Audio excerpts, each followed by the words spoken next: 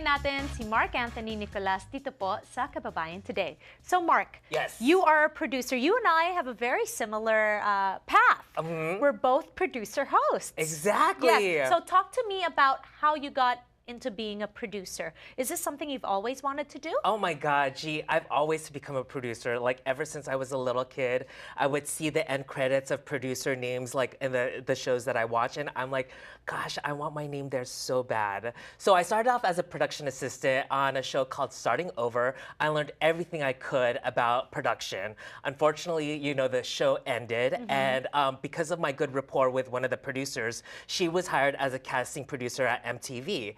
So she's like, hey, Mark, I need a casting recruiter. Would you like to come with me to MTV? So you also did casting? Yes. Wow, amazing. Okay, so talk to us about casting at MTV. Yes, MTV was one of my favorite shows and still one of my favorite shows today, too. I casted for shows like Starting Over. I mean, I'm so sorry about that. What did I cast for? It's been a while. No, you've done so much since then, right, Mark? Dating shows like Next and all those dating shows. Okay. And so I excelled in that. Like I was supposed to bring 14 people into the shows every Friday. I excelled that and exceeded that as well. So I was promoted to casting producer. Okay, what does a casting producer do? Well, casting recruiters, basically they don't have an office. What they do is they go out to parks, the malls. So they meet people and they bring those people to MTV where the casting producer decides if they should be on TV or not. Oh, so you were basically the gatekeeper. I was the gatekeeper for a couple of years. So I was at in my office at MTV. So I was picking out who should be on TV when I get a call out of the blue. Yes, I'm looking for Mark Anthony Nicolas. I'm like, yes, this is Mark Anthony Nicolas. Yes, this is one of the executive producers for The Tyra Banks Show.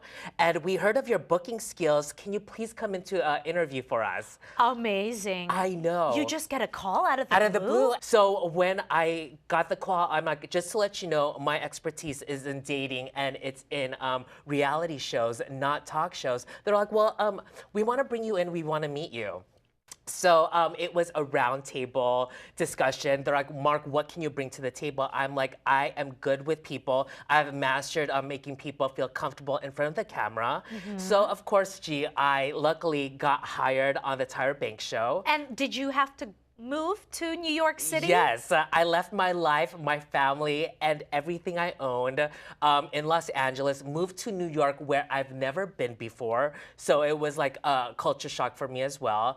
And when the show ended, I felt like a part of me ended as well. So I left New York and went back to Los Angeles. Talk to us about being a producer on the Tyra Banks Show. Oh my God. Well, being on the Tyra Banks Show, I learned, because that was my first talk show, I learned how to deal with celebrities like Tyra Banks. I know what she wanted. She has a brand and she wants her producers to know who she is and what she's like, because a producer is basically representing Tyra Banks. And as a producer, I learned how to write scripts. I learned how to book human interest guests and also produce celebrities as well.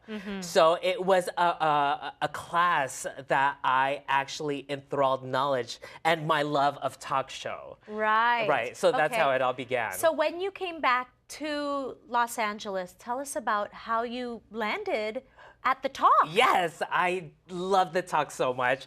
So I was sending out my resumes for every talk show possible in Los Angeles, and I wanted to be in Los Angeles because my family was there, and I miss them so much. And so my Lola and my Lolo, I miss them for those 3 years that I was away. So when I came back to Los Angeles, I knew that that's where I wanted to live again. Luckily, I heard a new talk show was actually hiring. It was called The Talk, and it's with Sharon Osbourne, and I got the job. I am the only Filipino producer on The Talk.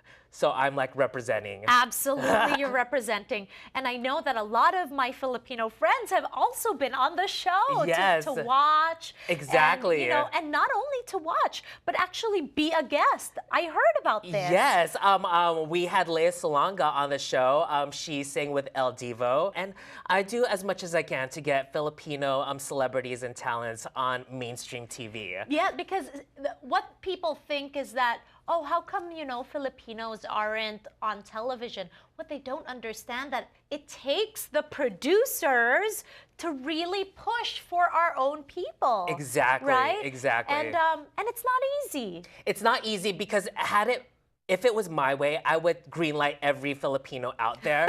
But unfortunately, I don't own the network, or I'm not the CEO. Right. So I have to go through different avenues and different venues to actually have the Filipino voice heard, because I'm representing the Filipino community, because I am the only Filipino producer and the only Filipino worker in the 200 staff. That's really impressive, Mark. Yes. I'm so proud to be your friend. Thank you. I'm proud to be your friend too.